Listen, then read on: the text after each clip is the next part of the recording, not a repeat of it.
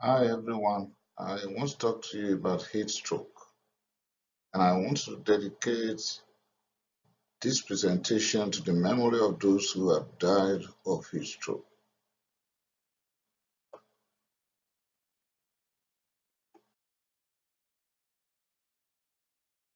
There are a lot of heat problems. Heat problems could be either mild, like heat rash, other people call it malaria, or prickly heat. In that case, you have rash and it is itchy. Could be heat syncope, weather is very hot and you are exercising. So there's possibility of fainting, decreased level of consciousness, restlessness, nausea, vomiting, and of course, headache.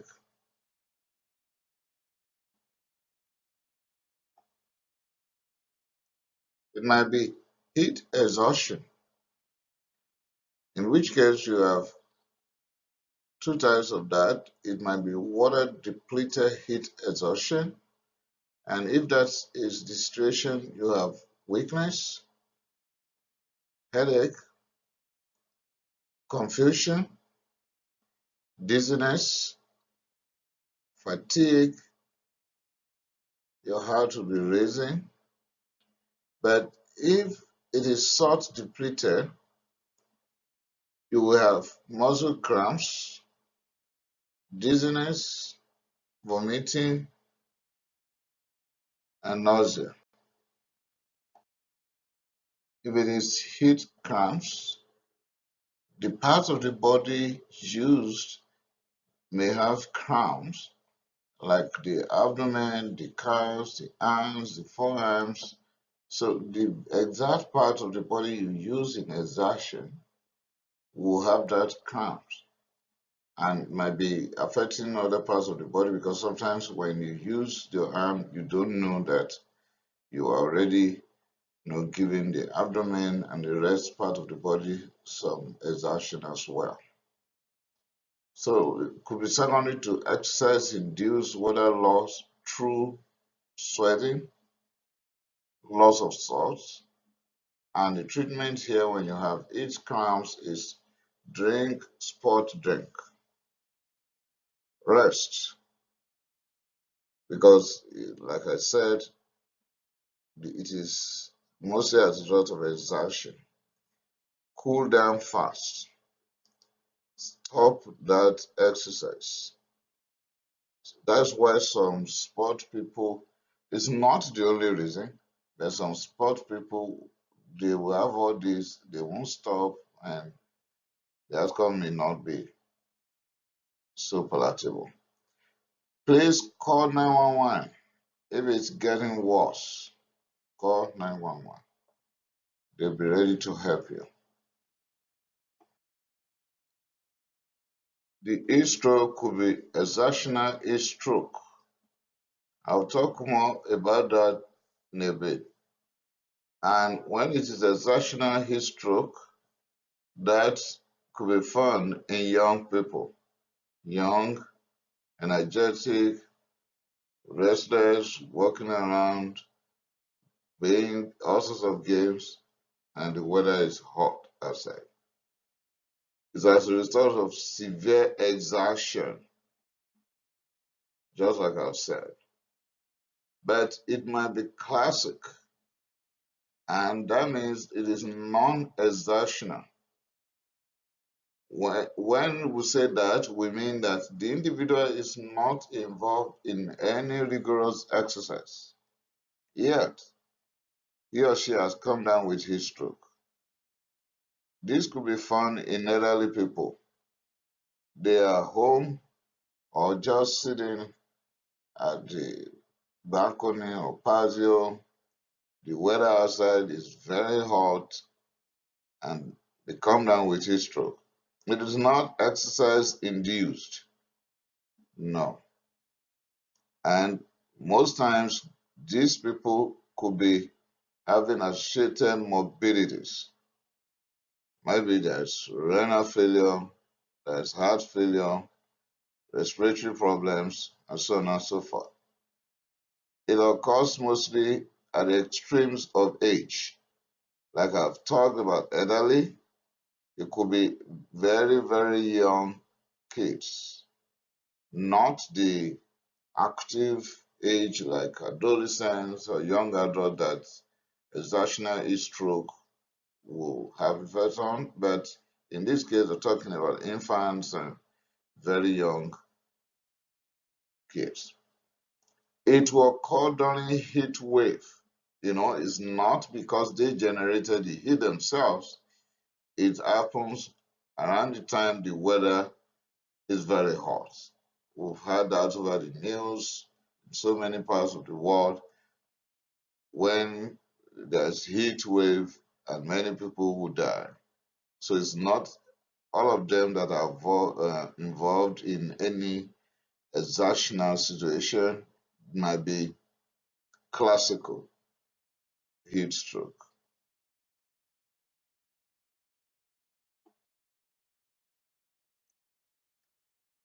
Normal body temperature is maintained between 36 to 37.2 degrees Celsius. Higher values greater than 39 degrees to 41 degrees is hyperthermia.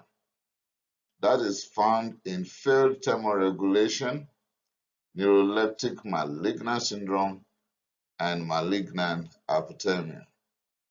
I will talk more on all these scientific definitions in a bit.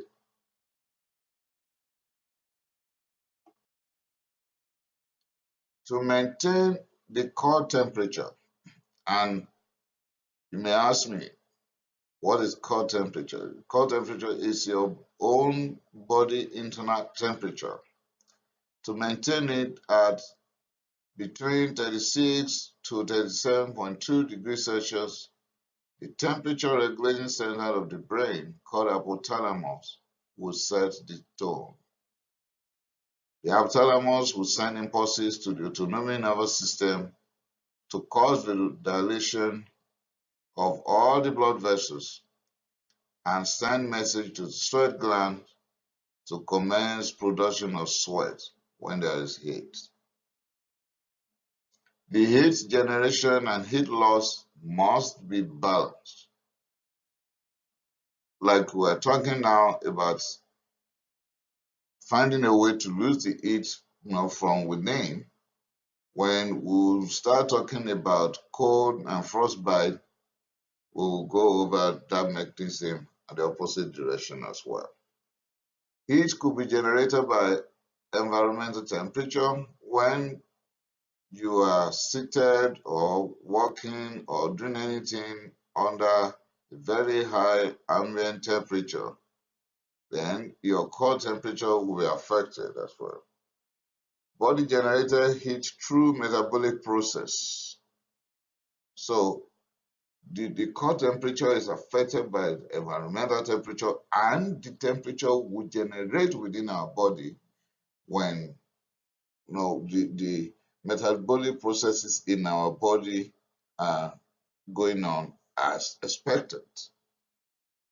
But the heat we generate and the heat in environment must be balanced, or else we go into what we're talking about right now.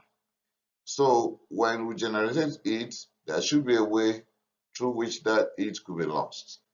And the heat could be lost by evaporation, and that is not possible when the high humidity is around 75%.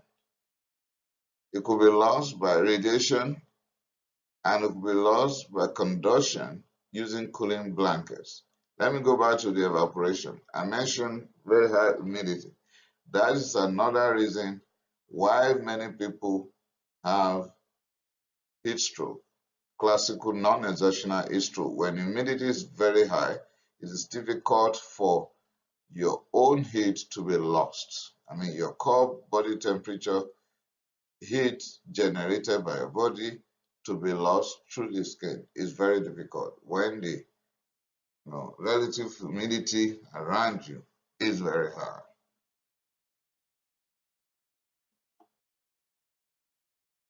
Heat could also be lost by convection. In other words, that is by transferring heat to cooler air currents. That is also impossible when the environmental temperature is greater than the core temperature. Because in convectional heat loss, the expectation is that the heat in your surrounding should be lower. So the greater heat from within will be lost to the cooler air around. But that will be lost when the environment that's supposed to be cooler is even hotter than your own core temperature. So heat loss through convection won't happen. Now, heat stroke is here when the core temperature is greater than 40 degrees in an environment where core heat can't be lost. I think that was very clear. Or maybe I should expatiate more. There will be heat stroke. Why? Your core temperature is now very high, high from the metabolic process, high from anything that generates heat within, and the environmental temperature, the ambient temperature is also high. So your temperature, the core temperature from thermometer is reading 40 degrees Celsius, and environmental temperature is also high, so you can't lose the heat. Then the heat effect, the damages will set in, and there will be heat stroke.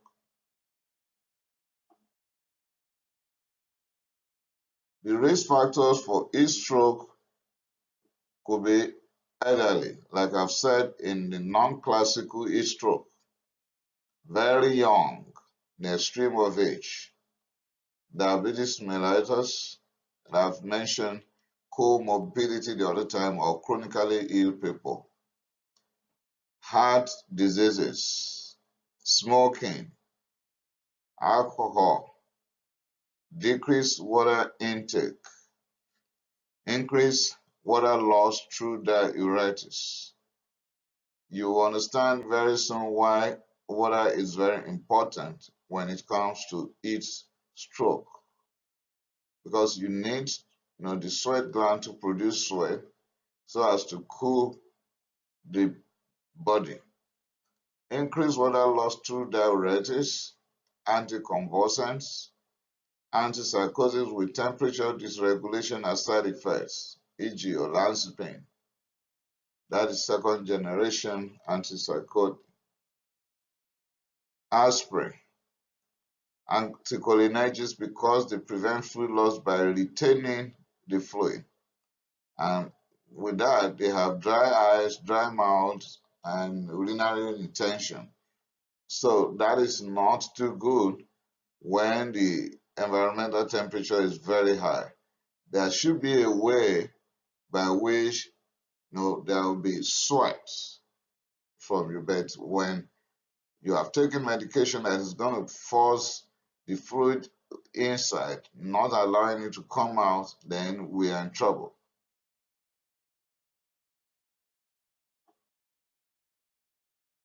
Risk factors for heat stroke continues with poor environment and no air conditioning. Air conditioning will help a lot, but even in some environment where the ambient temperature is very high, the AC could be blowing hot. Well, it's very common among isolated people for the reason above, they don't have many things to help themselves with. Physically challenged people, because you may not be able to move from where the heat is to a place that is cooler, shadow, or water sprinkler around, or anywhere where they could lose the temperature. Renal failure, like I've said, congestive cardiac failure, like I've mentioned, comorbidities, or chronically ill situations.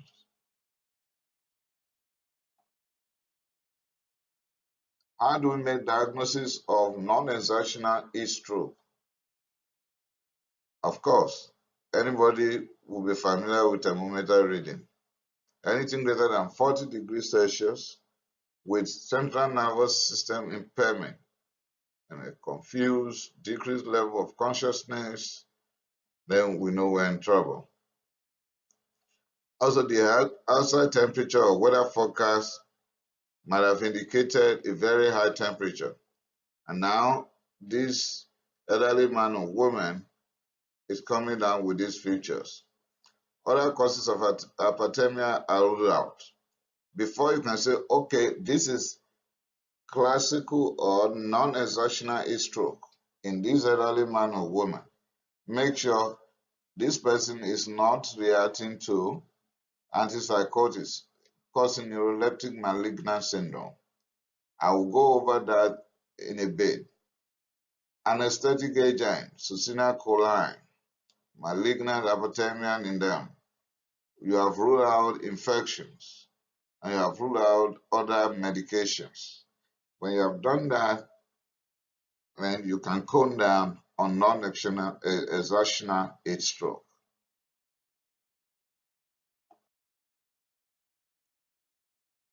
On physical examination, you will find out that when you take the vital signs, there will be increased heart rates, increased respiratory rates, there will be hypotension. On auscultation of the lungs, you pick crackles. Decrease in urine output, oliguria, and of course, there will be central nervous system dysfunction, autosensorium, decreased level of consciousness. There could even be seizure disorder, and so on. The treatment here is check the airway, look for anything that is, obstructing normal breathing. Check the breathing, auscultate the chest, count your respiratory rate. Then circulation. What is the vital signs? Fluid status here. Any dehydration? What is the BP? Then let's embark on cooling very fast. Some may use lukewarm blankets. Others may turn AC on if they have it. Some will use fan. But if you don't have all those, just look for a shadowed place. Then some in a good center will pass oxygen through the coolant and administer cooled oxygen. Ice packs could be used, and there are sophisticated cooling body unit beds. Those beds are available in some areas and that could be used. Some will apply benzodiazepines to prevent seizures, not to kill or handle the heat stroke itself, but to prevent seizures in this person. So cooling bed units, ice packs, oxygen that is cool, shadow places, fan, air conditioning, lukewarm blankets, you'll be able to get at least one or two of these to bring down the heat.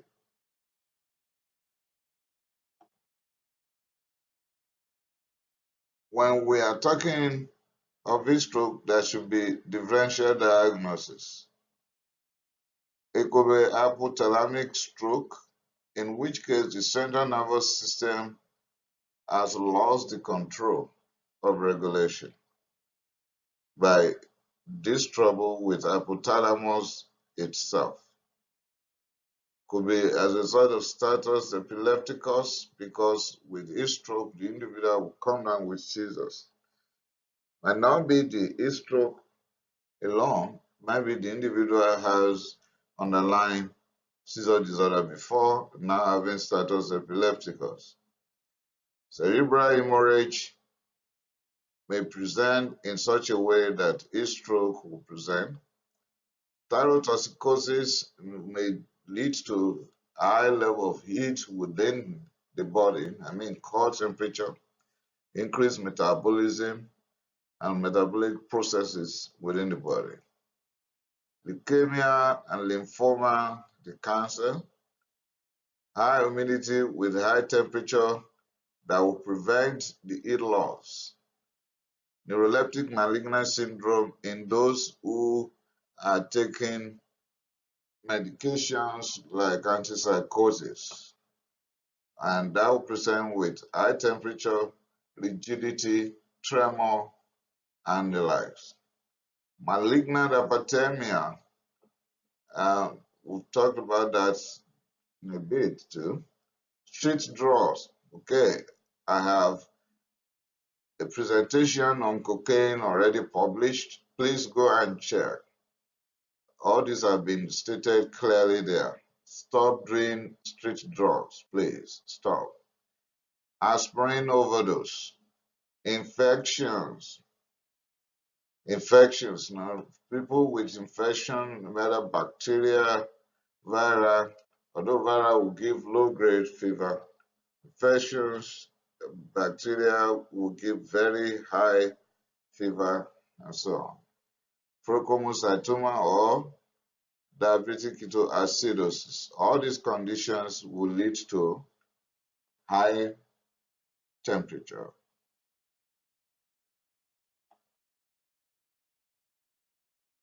What are the complications?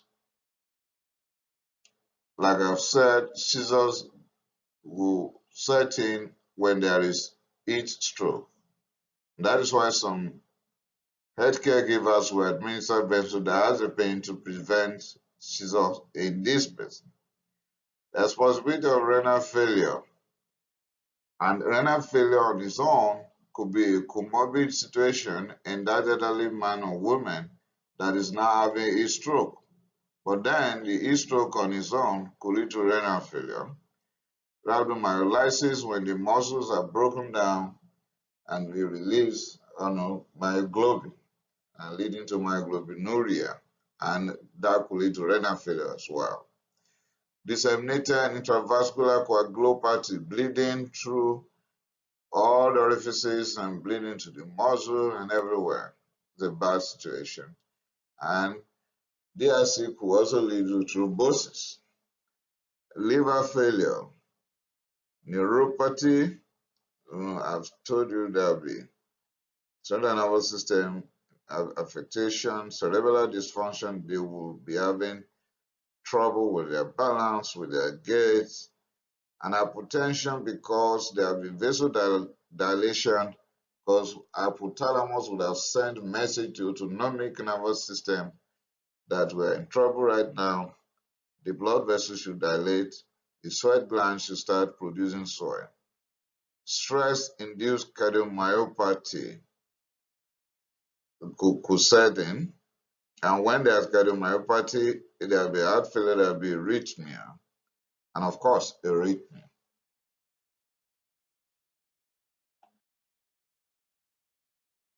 The respiratory failure could be from pulmonary edema. That's why I said on physical examination, when you auscultate, you're going to pick crackles. Aspiration, bronchospasm, acute respiratory distress syndrome, and pulmonary hemorrhage.